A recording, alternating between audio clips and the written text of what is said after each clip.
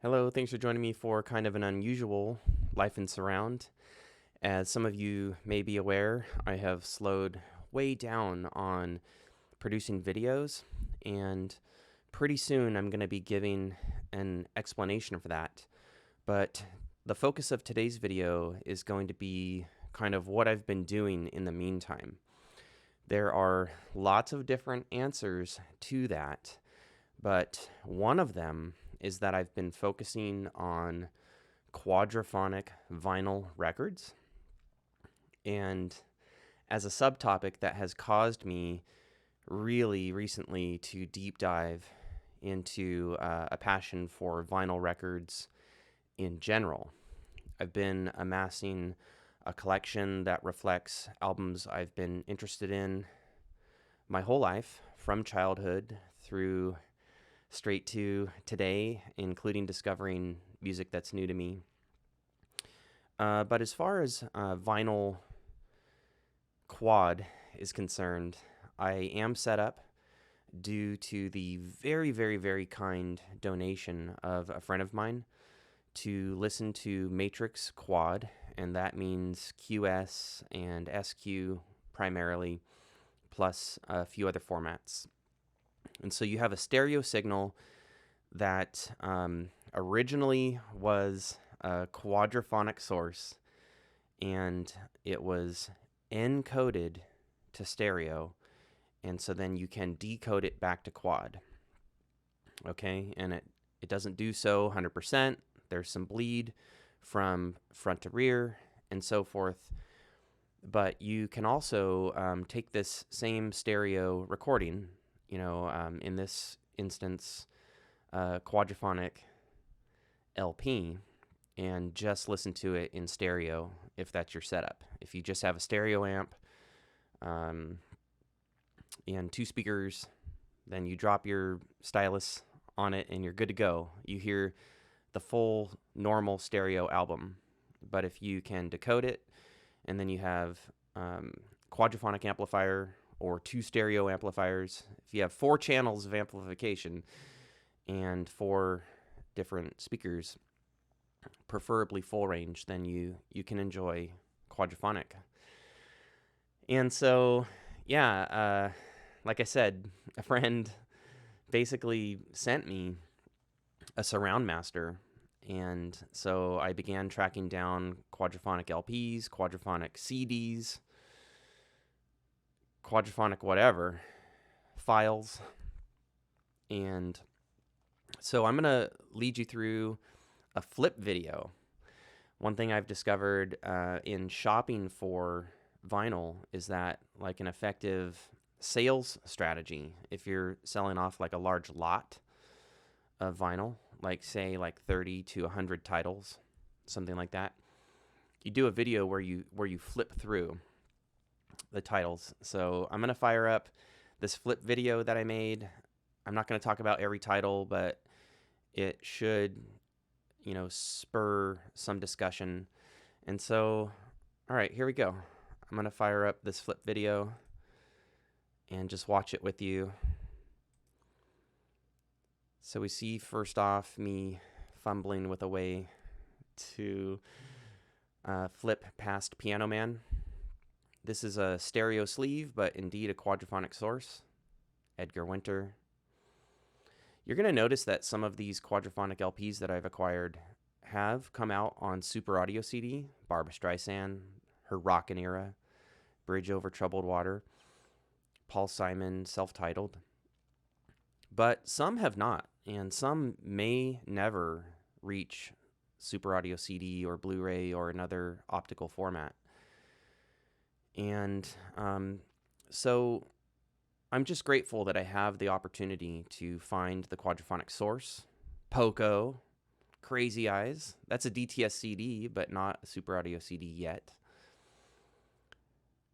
I'm grateful that I have the opportunity to find these sources, and I have access to more historic quad. Super Session, that's a different mix than the 5.1 that came out. Rick Wakeman, that came out sourced from Q8. There's Santana, that came out on Super Audio CD. So, you know, regardless of whether a title has come out on Super Audio CD, Blu-ray, or, another modern format, I like having the vinyl at the very least to compare, to see, how do the sources stack up, the mastering. And of course, vinyl can have some pops and clicks, but if you clean it, if you take really good care of it, um, really doesn't have to. And the noise that's there can become part of the ambience. And so, yeah, I've just been really enjoying the heck out of quad vinyl. Thank you to my very, very special donor friend. You knew you were creating a giant rabbit hole for me, but you inflicted this on me anyway, and I appreciate you. And so, like I said, getting into quad vinyl really spurred on for me just an interest, a reinvigoration in vinyl, as it were. I had a collection when I was a teenager that has been lost. I think one too many moves, or maybe some records got lost during one of my military deployments. And then I built up a collection like in my early 20s, like early married years. And half of that collection is with one friend in the Seattle area, and half is with another friend in that same area. I keep asking them to send me, package them up, I'll pay for the shipping. But anyway, I've been amassing basically like my third collection now in my mid 40s. And yeah, it's good times. The surround industry is changing. And in my next video, I want to address the state of the surround industry. And in some ways, I'll give you a little spoiler. In some ways, regarding the digital realm and the optical realm, I'm burning out a bit. And I bet some of you are too. So we're going to talk about the state of the surround industry and basically like surround sound enthusiasm burnout really in my next video. This channel's not going anywhere, and I still plan to fully support really important artists like Bruce Sword and the Pineapple Thief, Mary Fall, really special artists like that. Those major releases that, the price point is good for. The Sony Japan 7-inch packaging Super Audio CD series is just amazing. And they're still trucking along, hopefully Dutton Vocalion. And, these labels that are putting out these massive box sets, at least when they can keep the price quasi-reasonable, I'll still be in to support that.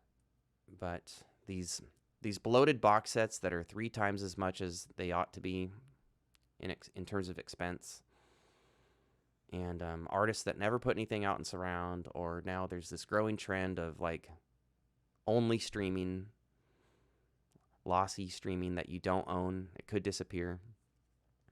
Yeah, I'm burning out on some of the current surround scene, and I bet some of you are too. But for now, I've spent several months now just really obsessing on vinyl. I love the fact that I can find a record that's either new to me or nostalgic for me, and sometimes I can decode it to quad. That's great. My strongest connection to surround right now is quad vinyl. And part of the reason is that, I can own it, and it's 12 inches. The art is huge, and I can read it, and it's palpable. I can hold it in my hands, and, I can clean it, take care of it, archive it, store it properly. That investment of my time and, my resources causes me to invest in the music and to connect to the music. And so, it's no accident that my strongest connection to surround right now is quad vinyl. And then, just knowing that, all these albums that will never come out in surround, I can go find them for $1, or sometimes, $20 or $30 or $40, depending on the rarity of the title, the pressing, the vintage of it, whatever. But, almost every album that I'm interested in that I can possibly think of has come out either in mono or stereo. And, it's just a recognition that I spent a number of years really diving deep into surround, and that had a good kind of focus in that, I was driven to discover artists that I wouldn't have if they hadn't put out a surround title. And, focused my searching for music and my listening to music, because there are millions and millions, probably uncountable amount of, musical recordings in existence now. And you can't listen to them all in your lifetime. You just can't. Even if that were your job, you still can't. Maybe in one culture, the vast majority, but not music all over the world.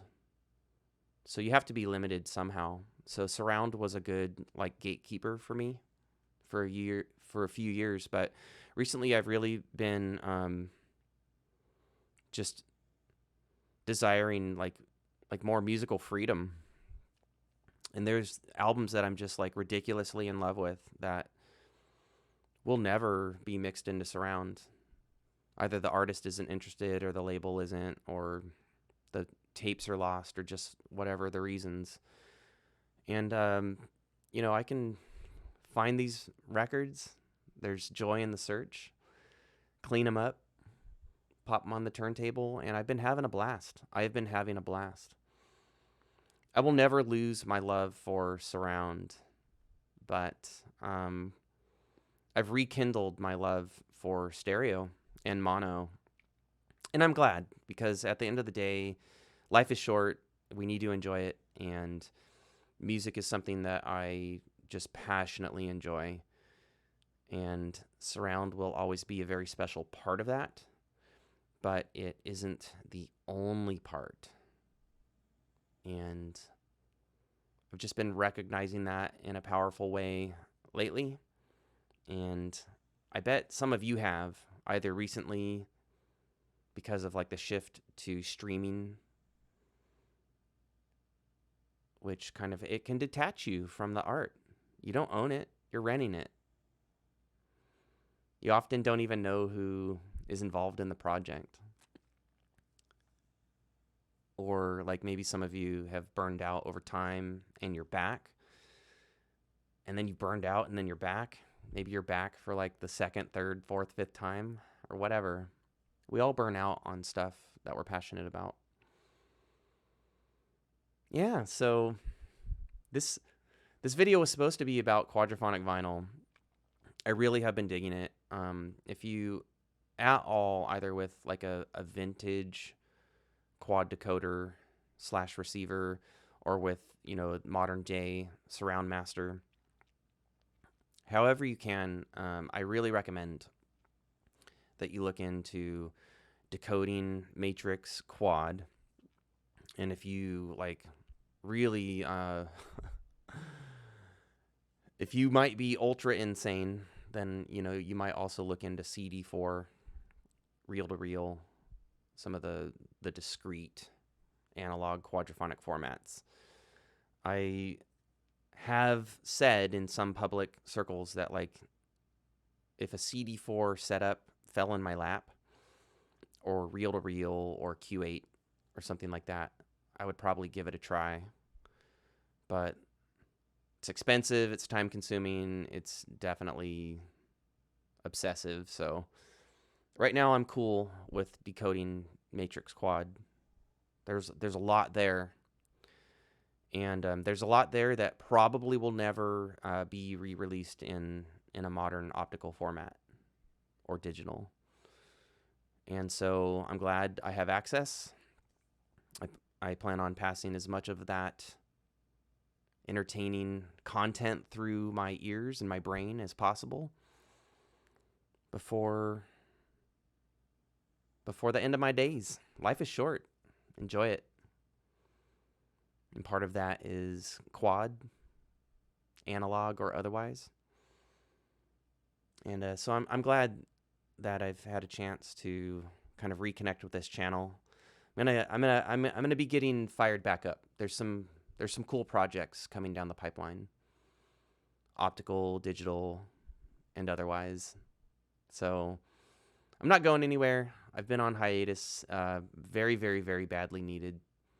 And I hope that all of you have been well and that you've all been living life in surround.